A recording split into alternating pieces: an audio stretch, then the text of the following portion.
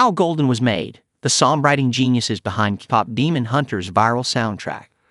From Valet, check-in, to the elevator ride up to the rooftop, the excitement was buzzing at the Kpop Demon Hunters behind the music reception hosted by Netflix at Valet in Los Angeles. Grammy-nominated Golden Songwriters Ejae and Sonnenblick were in attendance, alongside the film's directors Maggie, Kang, and Appelhans, plus producer Michelle Ellen Wong.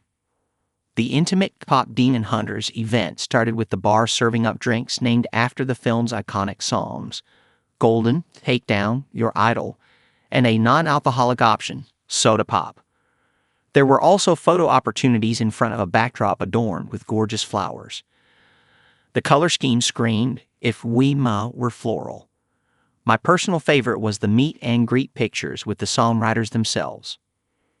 We had no idea this movie would become the most watched movie in Netflix history. And if that wasn't impressive enough, our stellar music team has produced 5 Grammy nominations, Maggie Kang said at the start of the panel. Appelhans added, "We threw so much crazy-ish asterisk key at those two. Google Docs that were pages long with stories, scenes, characters, and things we wanted to do in the songs. Mashup of references from HOT to Bill Withers to Imogen Heap to Bits."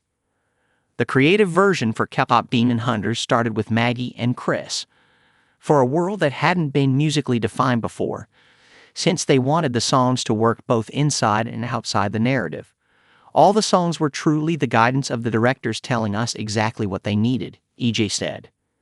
While Ejae joined the project early in 2020, before the story was finalized, Mark was brought in much later through being Eisendrath, executive music producer.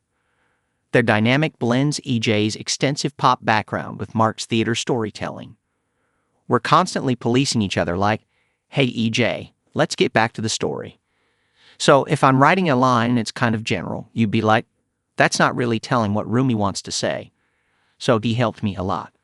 Or you would write a lot of words and I'd be like, "Oh no, it's too many words." Ejae shared, "This is the story of the girls. This is the story of Huntrix. How do you get the backstory of all 3 of these girls in like 8 lines of this song?" And so, figuring out the melody that has enough syllables to do that, Mark continued. They debated between 2 melodies but ultimately chose the one with more real estate for lyrics. With many versions sent back and forth among writers, directors, and producers, they coordinated to build Golden as the thematic backbone of the Huntrix trio. Maggie was coming back and being like, "Can it be more yearning?" said Mark.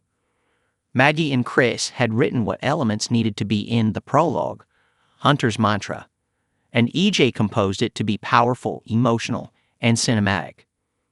Every time Ejae sent a voice memo, it was like, "Where is this divine inspiration coming from?" Mark said in awe. Ejae said, "It was a melody that could fit in many outfits throughout the movie." She then dived deeper into how her being bilingual and culturally rooted helped her blend tradition plus pop plus cinematic styles. The Korean lyrics aren't modern, they're actually old historical Korean. She continued to explain pansori, Korean traditional storytelling, which is typically known for emotional grit and vocal power, and that she blended it with Aerarang, Korean folk anthem, which is a more modern melodic approach. "I'm proud I brought that side of Korea into it," Ejae smiled.